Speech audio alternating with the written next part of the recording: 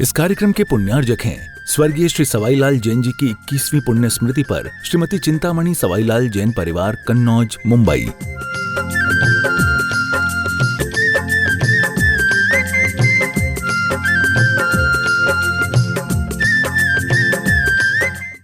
देवादिदेव खजाराट आदिम तीर्थंकर श्री आदिनाथ भगवान की।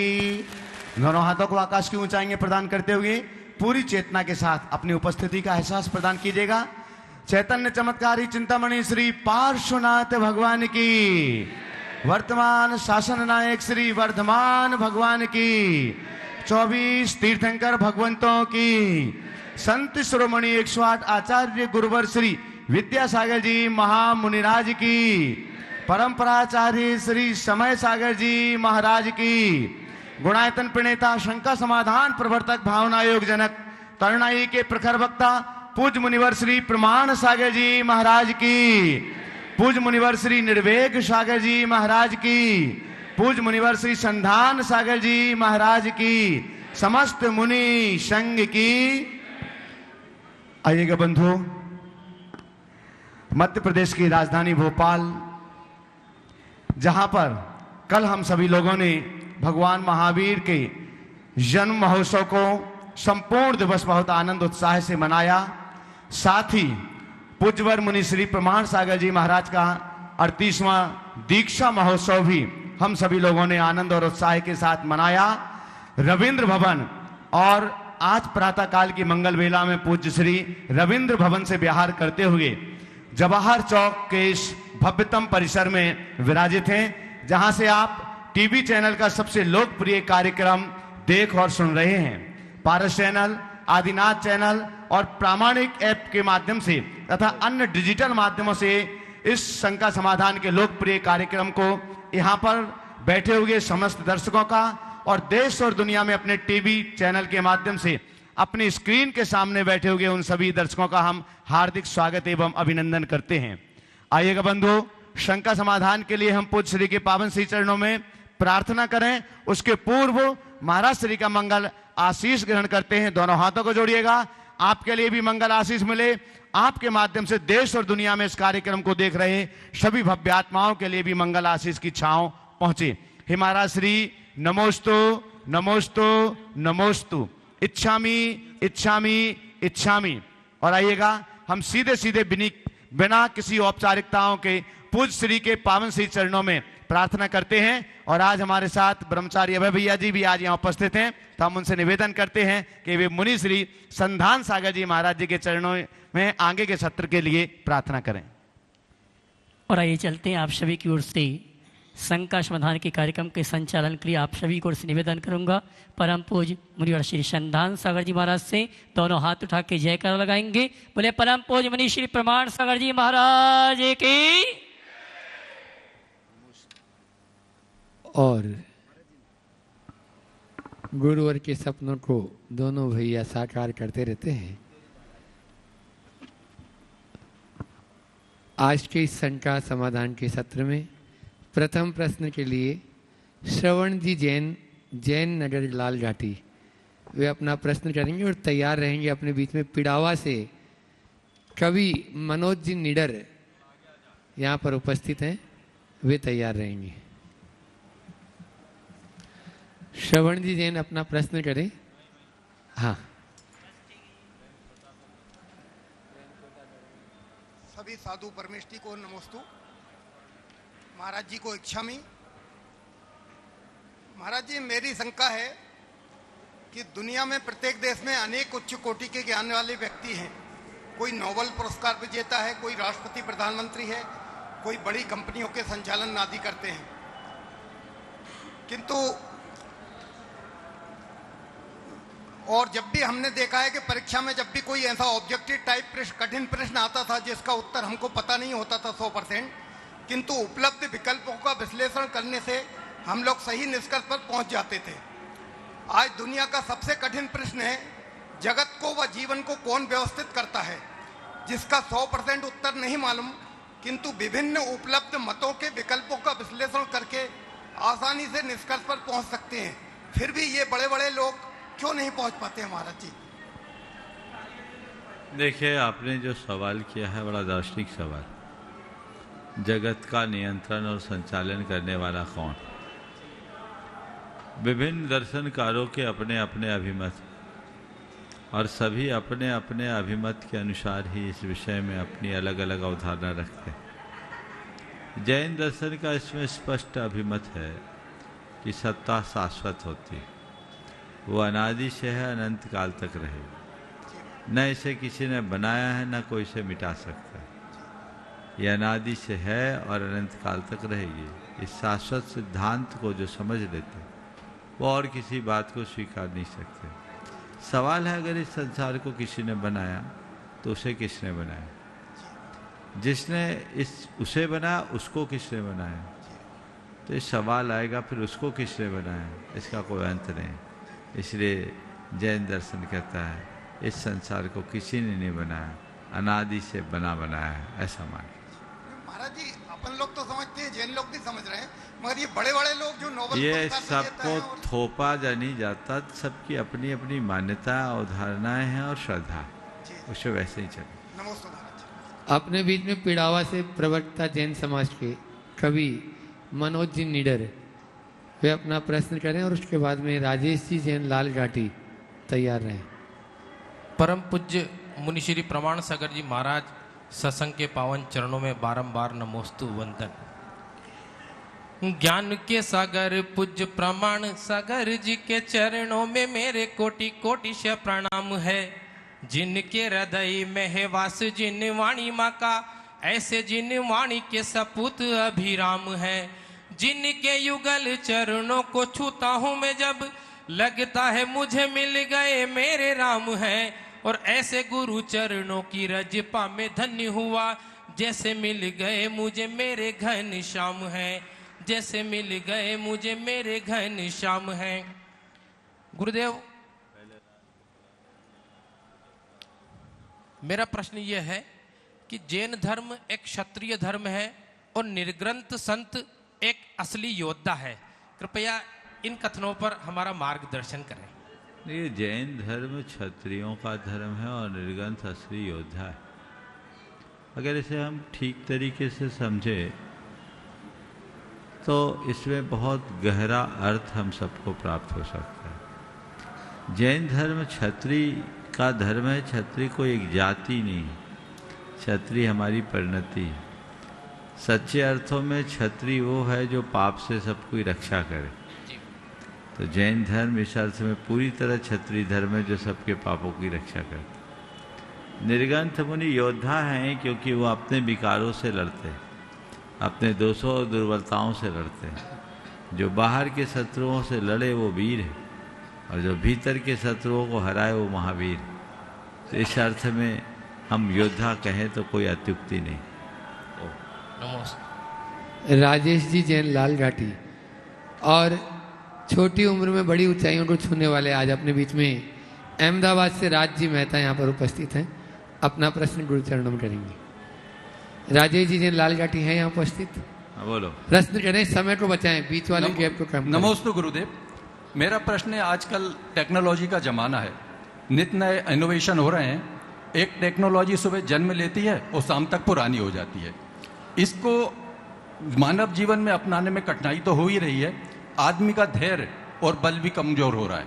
मेरा प्रश्न यह है कि इस प्रकार से टेक्नोलॉजी का निरंतर विकास हुआ तो क्या जैसे शास्त्रों में वर्णित है कि आदमी का कद भी छोटा होता जाएगा और अंत में, इस काल के अंत में, कि सिर्फ 2 फीट रह जाएगा आदमी?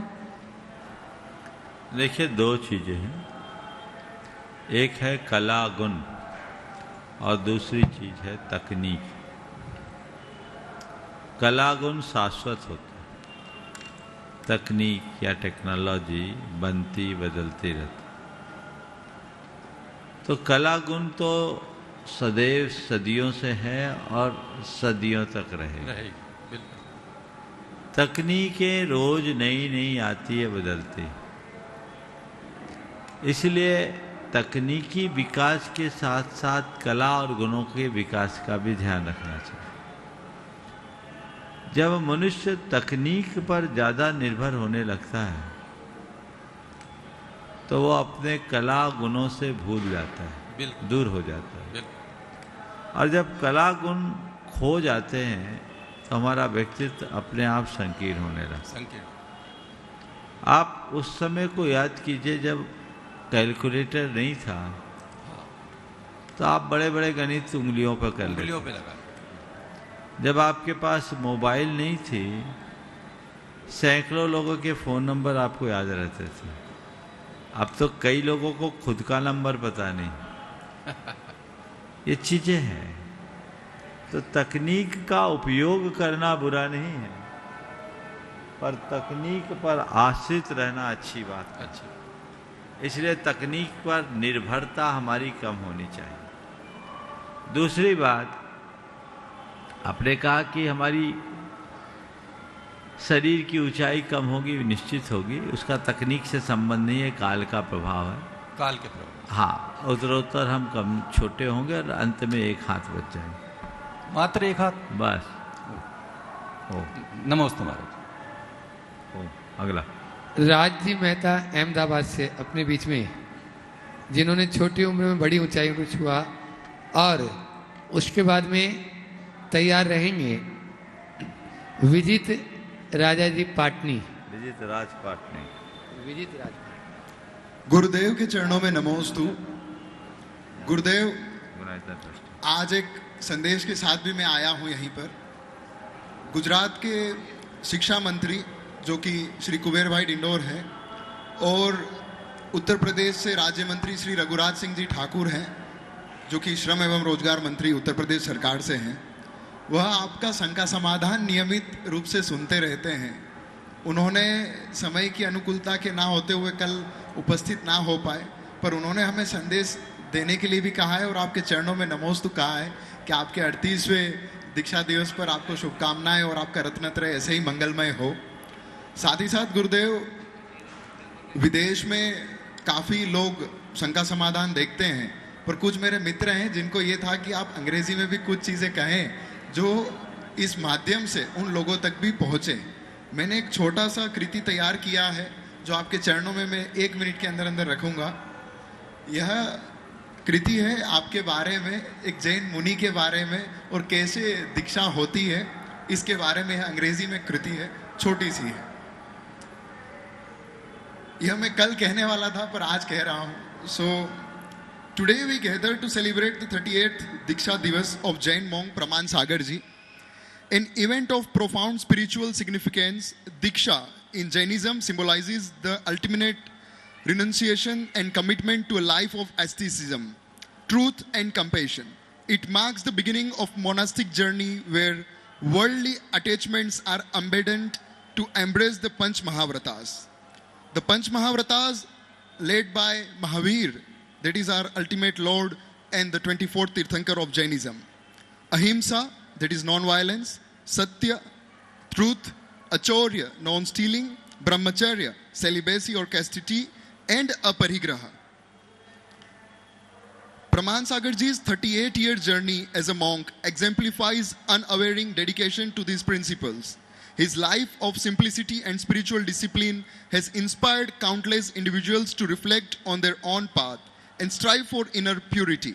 Through his teachings, he has spread the essence of Jainism and universal compassion to everyone. His life of simplicity is an example which to be embraced by everyone who want to lead the path of liberation.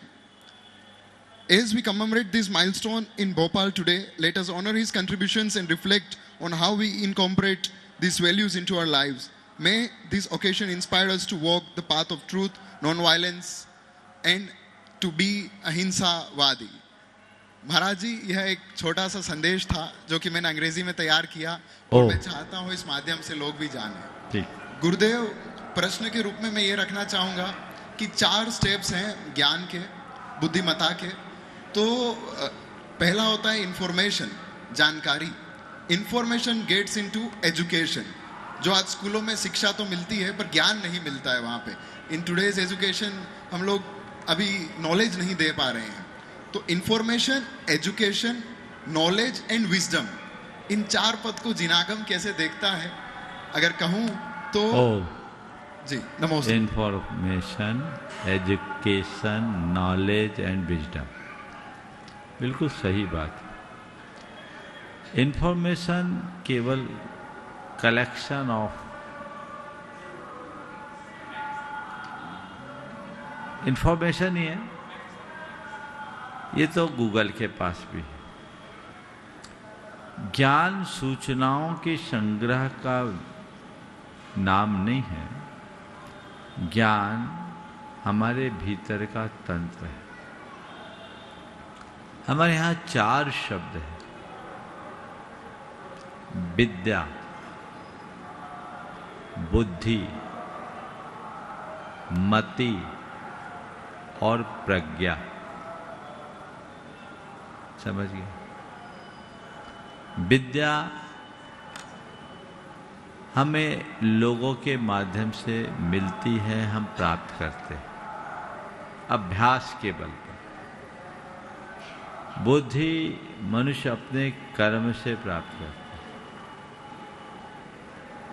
मति उसके संस्कार से फलती है और प्रज्ञा उसके अंतर ज्ञान की परिणति। सबसे उच्च अवस्था है प्रज्ञा।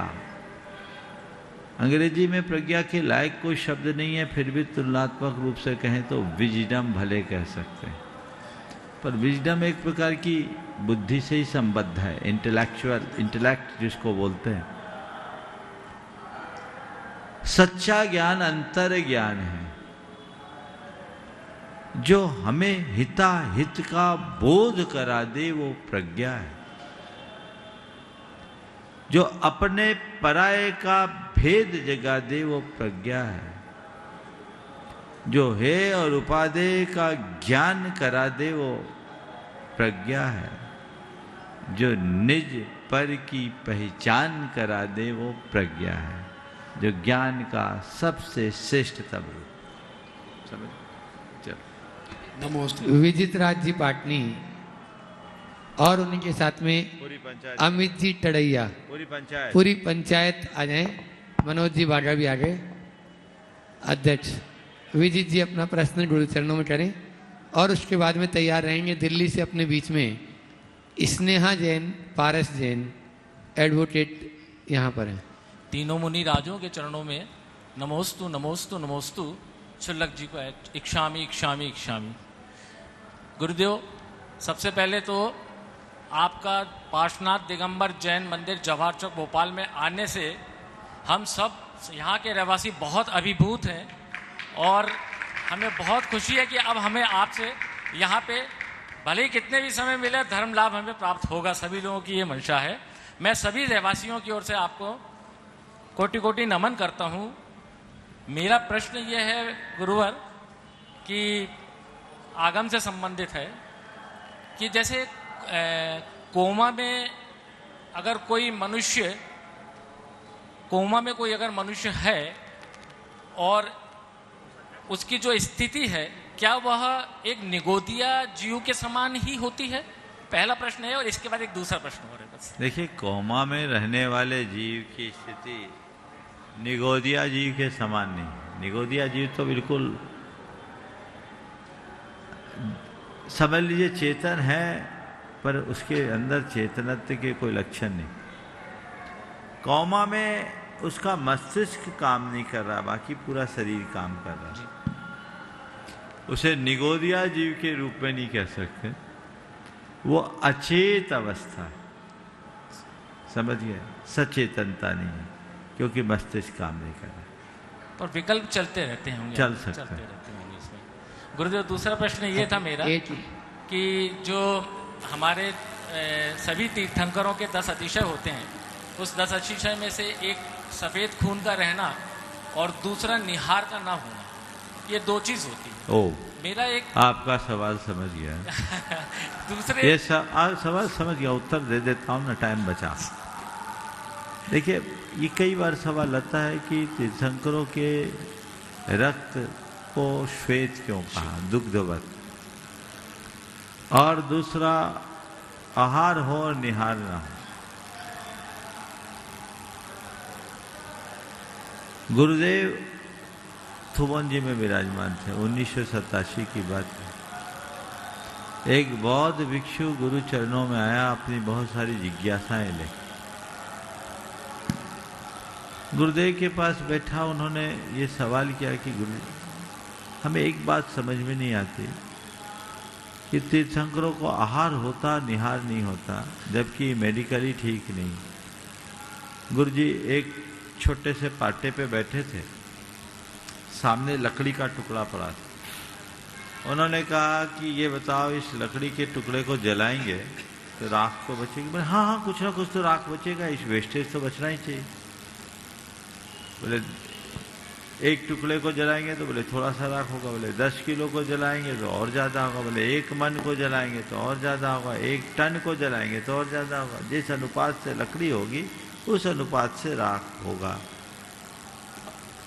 फिर गुरुदेव ने कहा, ये बताओ, इसकी जगह यदि कपूर जलाए तो, इसकी जगह कपूर जलाए तो? बोले सब उड़ जाएगा, भस्म हो जाएगा। बोले 1 टन कपूर जलाए कुछ भी बचेगा? बोले नहीं। गुरुदेव ने कहा, तीर्थंकर परमात्मा की जठराग्नि इतनी प्रबल होती है कि जो होता है कपूर की तरह उड़ जाता है। समझ, इसलिए उनका वेस्टेज नहीं होता। पर गुरुदेव मेरा सुनो पूरी बात, तो वो चीजों को पूरी तरह से पचा लेते, वो उनकी विशेष क्षमता होती। दूसरा जो सवाल है कि रक्त दुग्धवत कैसे होता है, मुझे नहीं मालूम।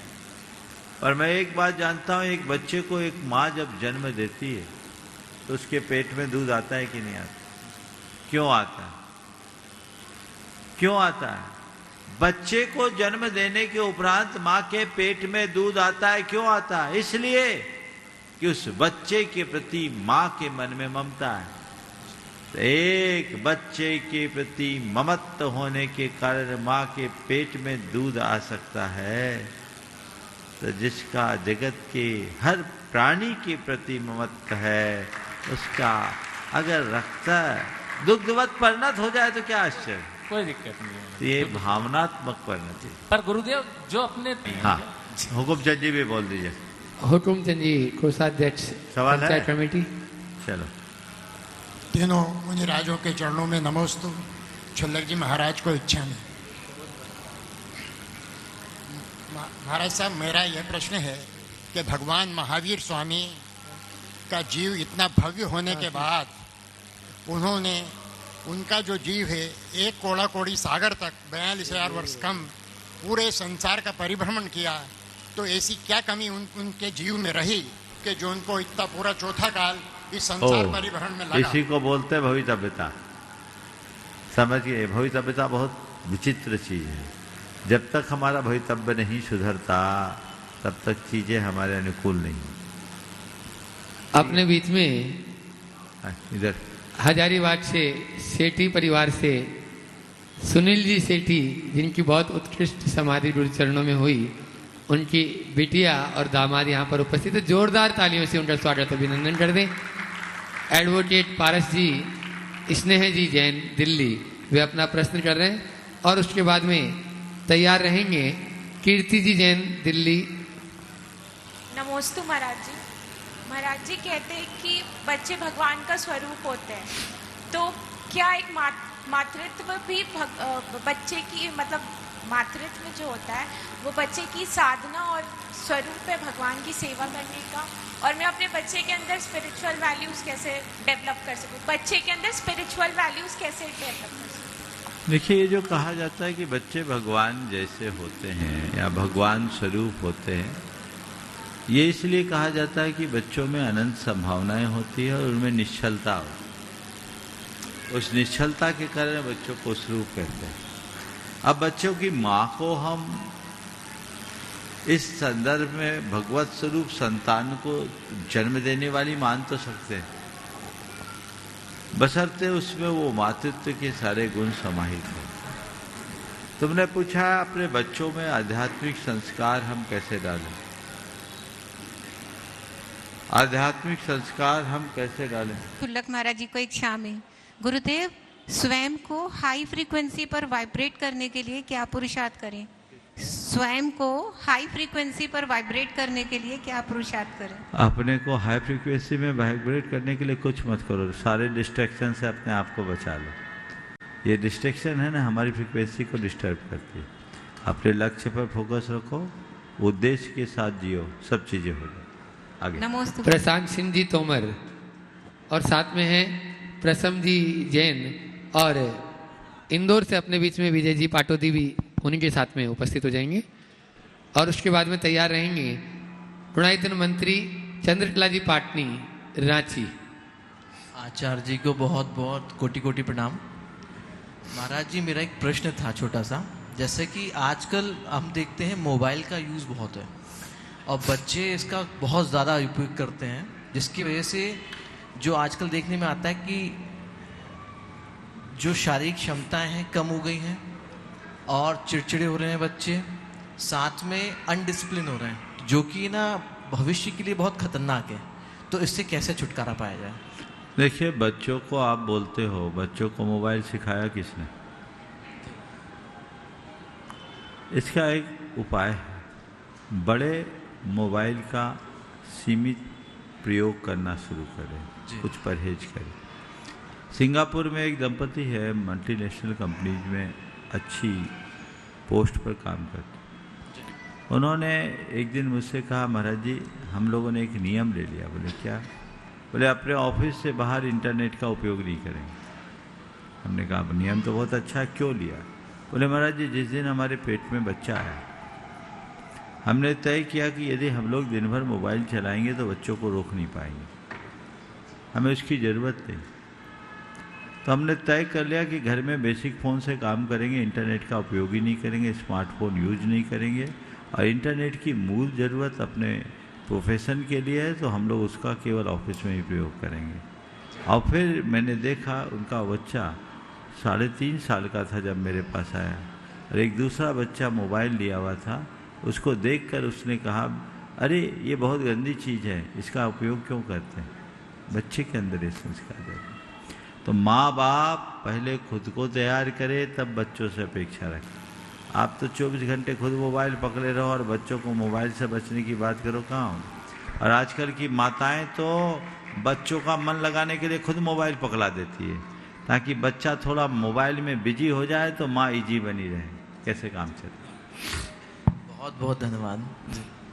चंद्रकला जी पाटनी, रांची, जो गुणायतन के मंत्री भी हैं, वे अपना प्रश्न कर रहे हैं। और उसके बाद में आज अपने सत्र में पूज्य गुरुदेव के पूर्व अवस्था के भैया और भाभी यहाँ पर उपस्थित हैं। अनिल जी, संगीता जी, सेठी, हजारीबाग तैयार रहेंगे।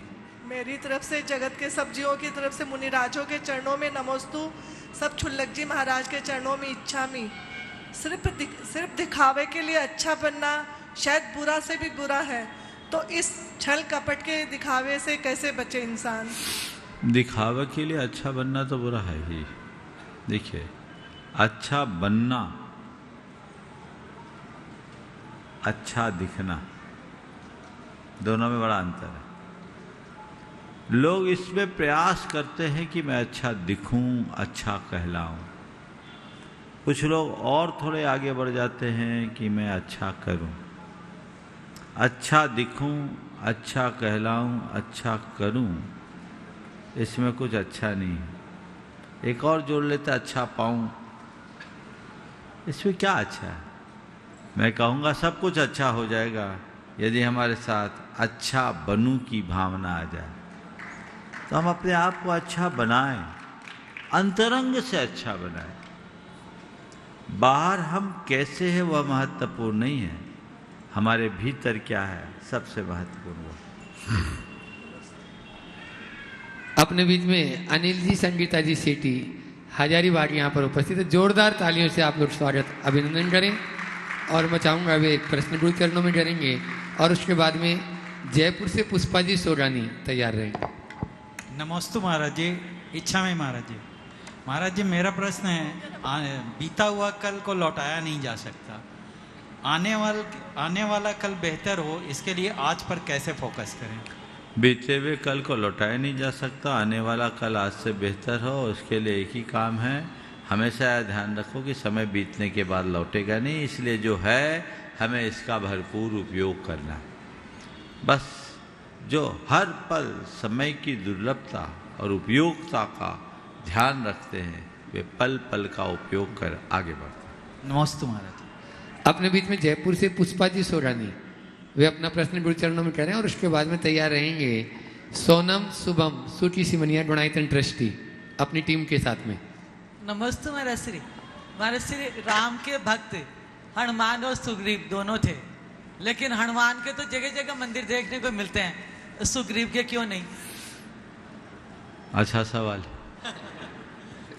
देखिए, उत्तर तो कई तरीके से दिए जा सकते हैं, पर मुझे इसका एक अलग उत्तर दिख रहा है कि सुग्रीव का श्री राम के प्रति समर्पण था, भक्ति भी थी, श्रद्धा भी थी, लेकिन सुग्रीव अपनी पत्नी और परिवार से जुड़ा था। हनुमान जी के अंदर जो श्रद्धा और समर्पण था वो केवल श्री राम के लिए था, उनका रोम रोम राम के लिए समर्पित था। उनने अपनी पत्नी और परिवार को सामने नहीं रखा। शायद यही वजह है कि हनुमान वह उच्च स्थान पा गए जो सुग्रीव को उपलब्ध नहीं। नमस्ते।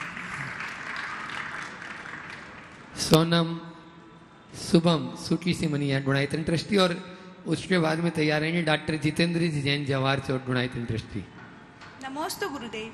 दूसरों जैसा होना आसान है, अपने जैसा होना मुश्किल। अपने जैसा होने के लिए ये जानना जरूरी है कि हम दरअसल है कैसे, और ये सबसे मुश्किल काम है। कोई कैसा है इस बात को इंसान बखूबी याद रखता है, लेकिन वह खुद कैसा है इस बात पर वह जरा भी ध्यान नहीं देता। तो हम अपने आप को कैसे पहचाने कि हम हैं कैसे? बस हमेशा अपना अंतर विश्लेषण करें कि असल में हम हैं कैसे। बार बार जब हम अपना अंतर निरीक्षण करेंगे तब हम अपने आप को पहचान पाएंगे और तभी अपने आप को बेहतर बना पाएंगे। डॉक्टर जितेंद्र जी जैन जवाहर चौक गुणायतन ट्रस्टी और उसके बाद में तैयार रहेंगे प्रियंका जैन सुपारी परिवार से बल्ले भैया के साथ। नमोस्तु भगवान। आज मेरी बहन यहाँ पर हैं श्रीमती अंजना जी, वो अपना प्रश्न आपके सामने रखना चाहती हैं। नमोस्तु महाराज जी। नमोस्तु इच्छामी महाराज जी। महाराज जी, प्रतिक्रमण को हम शाम के आहार के पहले कर सकते हैं क्या? प्रतिक्रमण को देखिए, ऐसे करना चाहे तो कर सकते हैं, नियम से नहीं। पर प्रतिक्रमण दिन भर की सारी प्रवृत्तियां हो जाए उसके बाद प्रतिक्रमण करो। आप लोग घर में बुहारी लगाते, कब लगाती हैं? जब आना जाना बंद हो जाए, बाहर से कोई अब जूता चप्पल लेकर नहीं आए, सब काम खत्म, अब बुहारी लगा के आराम से रहो। आपने बुहारी तो लगा दी, फिर आना जाना हो गया तो कचरा तो फिर भर जाएगा।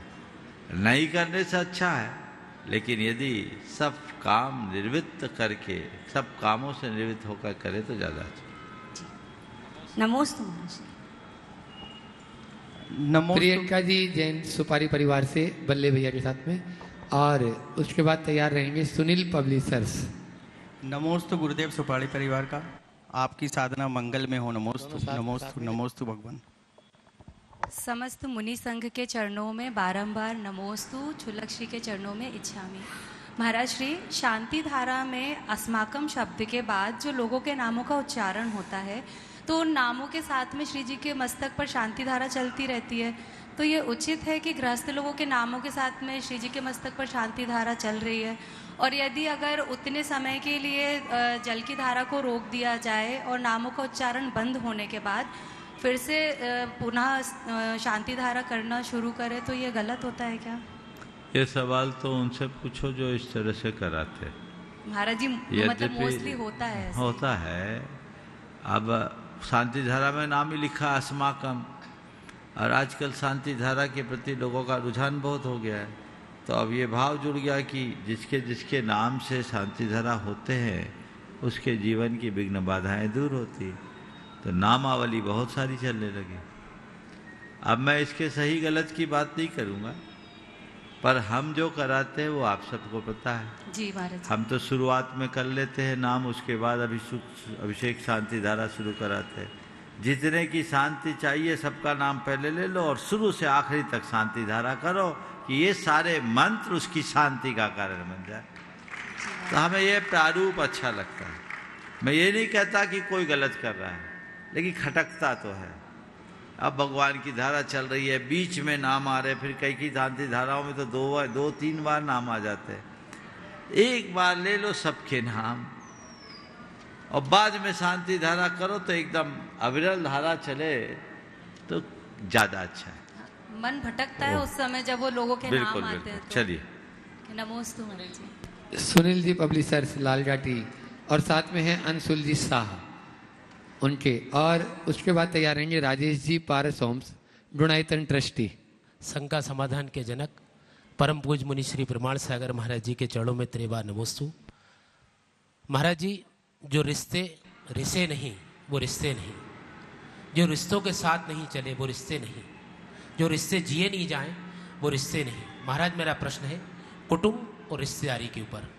कुटुंब में बाबा दादी ताऊ ताई माता पिता चाची चाचा और रिश्ते की लाडली बुआ, और रिश्तेदारी में होते हैं मामा मामी नाना नानी और मौसी। महाराज इन सब रिश्तों में दो शब्दों में बंध गया, आंटी जिसमें गठान लगी वो आंटी, और जिसका आज नहीं और जिसका कल नहीं वो अंकल। महाराज ये रिश्तों की समृद्धि वापस कैसे लौटे, संवेदनाएं खत्म हो रही हैं। बस महाराज मेरा इतना प्रश्न है। रिश्तों की वापसी कब होगी? स्वाभाविक रूप से जब हमारी संवेदना जागेगी। ये बात सही है कि आज के संदर्भ में सब चीज़ें पूरी तरह बदल गई और अब हमारे रिश्ते भी हमारी ज़रूरतों के अनुसार होने लगे और पश्चिमी जीवन मूल्य इस तरह से हावी हो गए कि सब कुछ अंकल और आंटी में आकर के सिमट गए। हमें रिश्तों की गहराई को समझना चाहिए और ये बात सदैव ध्यान में रखना चाहिए कि हमारे संबंधों का आधार हमारी आंतरिक आत्मीयता है, प्रेम है, केवल बाहरी संपर्क नहीं। जब ये बात हमारे हृदय में गहरी हो जाएगी तो रिश्ते अपने आप पुष्ट होंगे और पल्लवित। नमोस्तु महाराज। राजेश जी पारस होम्स वे अपना प्रश्न कर रहे हैं और उसके बाद में अंशुल शाह एक छोटा सा गीत गुरु चरणों में प्रस्तुत करना चाहता है। मुनि चरणों के त्रिवार नमोस्तु। शुल्लक जी को इच्छामी। महाराज जी, एक विकल्प का समाधान चाहता हूँ। जब हम लोग चौका लगाते हैं तो हमारे यहाँ जो आहार देने आते हैं वो इतनी अत्यधिक खास सामग्री लाके घर में छोड़ते हैं, उनको मना करने के बाद भी इतनी सारी सामग्री घर में छोड़ जाते हैं। तो उसका क्या करना चाहिए? करते हो तो हम भी यही हैं, दूसरे चौकों में जाते हैं तो और बाद में विकल्प आता है कि जब ये आपके आहार हुए तो फ्रिज पूरा भरा हुआ मिला, घर के कोनों कोनों में सामग्री पड़ी मिली। तो करना क्या चाहिए ये समझ में नहीं आता। कई बार लगता है कि वो निर्माल तो नहीं है। देखो, सबसे पहली बात तो ये है कि लोगों को अपना द्रव्य देना चाहिए। हर किसी को मौका नहीं मिलता, तो चाहते हम दे, किसी न किसी रूप में दे दे, तो उसमें लेने में भी कोई दोष नहीं है, बशर्ते वो संज्ञान में दे और एक सीमा में दे। आपसे कोई अनुरोध करे तो उनकी भावना का सम्मान करते हुए थोड़ा सा भाई आप रख दो, बाकी तो हमारा द्रव्य सब आप ही दे देंगे तो हमारा द्रव्य कब लगेगा। पर हम आपकी भावना का सम्मान करते, थोड़ा सा आप दो और बात खत्म। बिना बताए देना नहीं चाहिए और ऐसे छोड़ के जाना नहीं चाहिए। लोगों को बता के अनुरोध पूर्वक देना चाहिए। पर कोई अगर आपको ये बोल करके दे कि ये महाराज को दे देना, तो मत लेना, क्योंकि महाराज नहीं आए तो क्या करेंगे। कोई कहे चौके में ले लो तो ले लेना, और चौका आपका है, जितने खाए सब खा सकते, उसमें कोई बाधा नहीं। समझ गया? तो ये दोनों बातें हैं। अब महाराज लोग ला करके दे दे बिना बताए, उसका क्या करें। अब आ गया है वो तो चला गया, खोजोगे कहाँ। तो आप भी दान धर्म कर दो, और कोई उपाय नहीं है। अब महाराज कह रहे हैं अपने पास डायरी पेन रख जाते हैं बिना बताए। हमारे पास कोई, हम खैर हमारे पास तो रख नहीं पाते लोग, लेकिन हाँ, लेकिन रख दे तो हम लोग कभी उसका उपयोग नहीं करते, ये बात ध्यान रखना। एक बार एक पेन मेरे डेस्क पे रखा हुआ था, मैंने उसका उपयोग नहीं किया। अदत्ता दानम इसलिए हम कैसे ले? तो आप लोगों से भी ये कहना चाहता है, गुरुओं को भी आप कोई चीज़ देना चाहें, आपका पैसा लगता है उसमें, बहुत श्रम से आप चीज़ों को लेते, तो आप उनसे अनुरोध पूर्वक पूछे कि आपको किस उपकरण की ज़रूरत है, और जो ज़रूरत है वो आप दे दें, बिना जरूरी के न दें। हम आप लोगों की लेने लगे ना तो डायरी पेन की दुकान खुल जाए। मैं तो लेता ही नहीं, सब कोई देना चाहेगा, महाराज को देना, महाराज को देना, क्या है। आज ही एक बिटिया आई थी, देना चाह रही थी, बहुत दुखी हो रही थी। हम बोले हम हाथ भी नहीं लगाएंगे, हम क्या करेंगे, मेरी जरूरत ही नहीं है। महाराज को डायरी मत दो, गुरु के चरणों में अपनी श्रद्धा, भक्ति और समर्पण प्रकट करो। उनके लिए जो उपयोगी है वही दो, और पूछ के दो, अनावश्यक मत दो। नमस्ते महाराज। अंशुल जी साथ तैयार है क्या? जब तक वो तैयार हो तब तक अपन गुरु चरणों में चलते हैं, और पूज्य महाराज श्री जी के चरणों में नमोस्तु निवेदित करते हुए कि वे भी अपनी संख्या के माध्यम से, अपनी संख्या के माध्यम से हम सबको अनुग्रहित करें। और उसके बाद में रेखा सुनील जी पटेल तैयार रहेंगे, गुणायतन ट्रस्टी। चलो बोलो, चालू करो महाराज का। उसको बोलना है क्या? बोलना भैया, बोलो। मुनिश्री को नमोस्तु करते हुए हमें ध्यान है बचपन में बच्चों के लिए माता पिता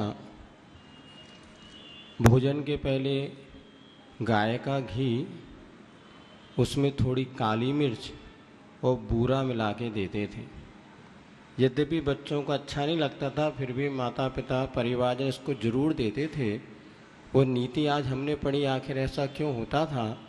तो काली मिर्च जो पीसकर घी शक्कर से खाए, नेत्र दोष बाके मिटे, गिद्ध दृष्टि हो जाए। आज वर्तमान परिवेश में हम देख रहे हैं गैजेट्स या मोबाइल आदि के उपयोग से नेत्र रोगों में बहुत वृद्धि हो रही है, और 10 प्राणों में एक नेत्र को भी प्राण माना है। और ये नेत्र इंद्रिय संबंधी जो प्राण हैं, इसकी रक्षा वर्तमान परिवेश में कैसे किया जाए, क्योंकि छोटे छोटे बच्चे से लेकर बड़े तक अपने नेत्रों की सुरक्षा नहीं कर पा रहे हैं, और उस नेत्र की सुरक्षा का उपाय आपके माध्यम से मिले, जिससे इनके नेत्र दीर्घ काल तक सुरक्षित रह सके। नमस्ते। बहुत अच्छा सवाल महाराज जी ने किया। नेत्रों की भी और दृष्टि की भी, दोनों की सुरक्षा होनी चाहिए। लोगों के नेत्र भी खराब है, और नेत्र कदाचित ठीक है तो दृष्टि खराब है, ये दोनों खतरनाक। दोनों चीज़ें ठीक होनी चाहिए। नेत्रों को ठीक रखने के लिए तो महाराज ने नुस्खा बता दिया, घी बूरा काली मिर्च खाओ। ये पित्त शामक भी होता है, अनेक रोगों का शमन करता है, चलवाते थे बहुत, और ये अपने भोजन में प्रयोग में लेना चाहिए खाली पेट, बशर्ते वो मधुमेह या डायबिटीज के शिकार ना हो। नहीं तो हम लोगों को लपेट ले और कहे महाराज आपके कहने से घी बूरा शक्कर खा लिया, घी बूरा काली मिर्च खा लिया, हमारी डायबिटीज बढ़ गई। तो ये चीज़ें आपको देखकर बच्चों से शुरू से थोड़ा उसे दिया जा सकता है। और अपनी दृष्टि को सुधारना है तो सत्संग पाओ, गुरुओं का समागम पाओगे, दृष्टि बदलेगी, और जब दृष्टि में पवित्रता आएगी जीवन पवित्र होगा। हाँ अंशु 4 लाइनें, 4 लाइन। हाँ हो हो हो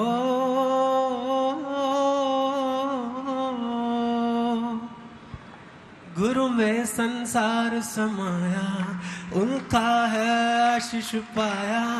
प्रभु ने खुद से भी ऊंचा, उनका है स्थान बताए। गुरुवर तो ज्ञान के सागर है, इनसे ही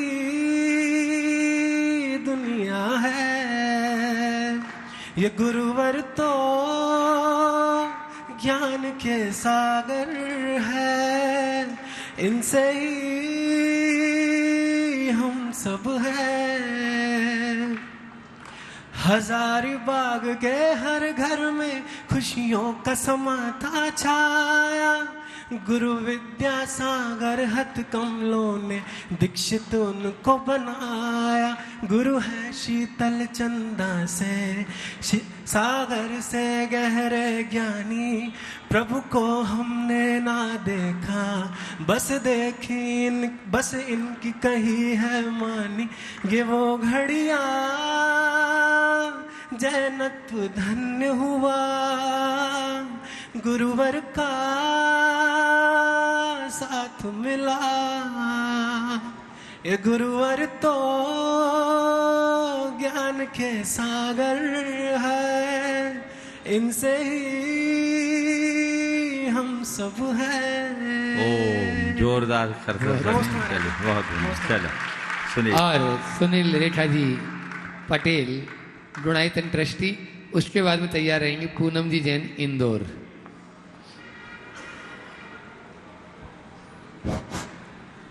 श्री के चरणों में कोटि कोटि नमोस्तु। छुल्लक जी के चरणों में एक शामी। महाराज जी मेरा प्रश्न है कि ये माघनंदी वाला आचार्य माघनंदी वाला अभिषेक पाठ करते हैं और ये 108 कलशाभिषेक के रिद्धि मंत्र अभिषेक करते हैं, तो इन दोनों में क्या अंतर है?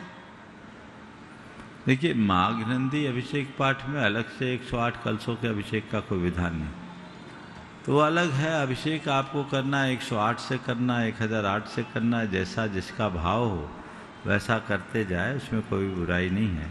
चलिए, आपने अभिषेक की बात की, कल कर दे। कल पूर्णिमा है, कल पूर्णिमा है, और पूर्णिमा को आप लोग अगर समय पर आओ तो 1 घंटे की शांति धारा हो, ठीक है। और ये कल प्रातःकाल आपको 6:45 बजे शांति धारा प्रारंभ करना होगा अभिषेक की। अगर ये करे तो पूरे सहस्र नामांकित शांति धारा पूर्णमासी को प्रायः हम लोग कराते हैं। ये सुलाभ 7 बजे से शांति धारा शुरू हो जाएगी। आप लोग उसको सुनिश्चित कर लें, अभिषेक की प्रक्रिया पूरी हो जानी चाहिए। जो भी भोपाल वाले आसपास वाले लाभ लेना चाहें वो ले सकते हैं। चलिए, नमस्ते महर्षि, नमस्ते। पूनम जैन इंदौर और प्रिय मुनिराजों के चरणों में नमोस्तु नमोस्तु नमोस्तु। छुल्लक जी महाराज जी के चरणों में इच्छामि इच्छामि इच्छामि। बोले जल्दी। आचार्य श्री कहते हैं सत्य की भूख सबको है, लेकिन जब सत्य परोसा जाता है तो बहुत कम लोगों के ही उसका स्वाद आता है और अच्छा लगता है। तो महाराज जी जीवन में सत्य कितना महत्वपूर्ण है, और महाराज जी हम हमेशा सत्य कैसे बोलें? देखो, किसी को बुखार आ जाता है ना, मुंह कड़वा हो जाता है, तो रसगुल्ला भी अच्छा नहीं लगता। जो असत्य के बुखार से पीड़ित है उन्हें सत्य की मिठाई रुचि करनी होती है। मुँह कड़वा है तो पहले उनके उस बुखार को दूर करना जरूरी है, उसकी चिकित्सा हो। जैसे जैसे बुखार जाता है मुँह का स्वाद ठीक हो जाता है। क्यों महाराज? मुँह का स्वाद ठीक हो गया वो इस बात का प्रमाण है कि बुखार चला गया, और अगर स्वाद ठीक नहीं है तभी बुखार है। तो ये हमारी प्रकृति है, जैसे हमारे संस्कार होते हैं उसी के अनुरूप हमारा व्यवहार बन जाता है। हमें चाहिए कि अपने संस्कारों को हम बदलें ताकि उसका सच्चा लाभ उठाया जा सके। विशाल जी जैन दिल्ली, यदि उपस्थित हैं तो अपना प्रश्न करें। हाँ है, हाँ, माइक वहाँ तक पहुँचाए, शीघ्रता से, समय कम है। और जैसा महाराज श्री ने बताया, कल ठीक 7 बजे यहाँ पर सहस्त्र नामांकित महाशांति धारा होगी, और उसके बाद पूज्य महाराज श्री जी का मंडल में प्रवचन भी आप लोगों को यहीं सुनने को मिलेगा। नमोस्तु गुरुदेव। कल का संघ का समाधान भी यहीं होगा। चलो ठीक। नमोस्तु गुरुदेव।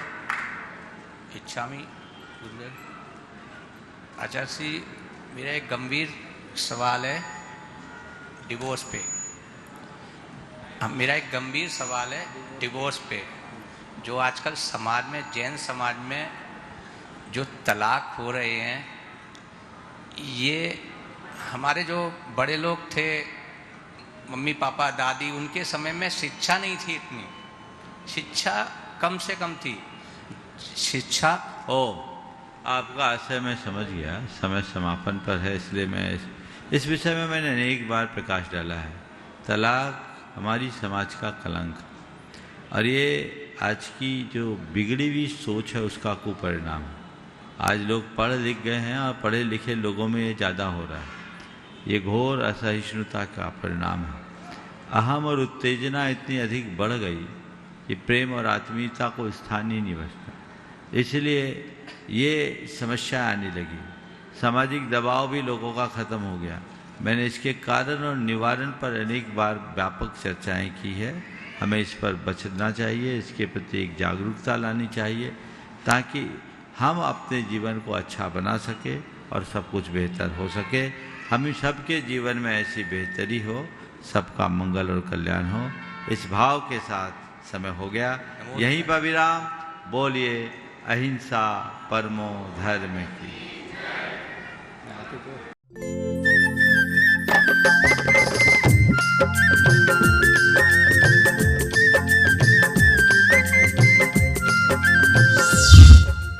इस कार्यक्रम के पुण्यार्जक हैं स्वर्गीय श्री सवाईलाल जैन जी की 21वीं पुण्य स्मृति पर श्रीमती चिंतामणि सवाईलाल जैन परिवार, कन्नौज, मुंबई।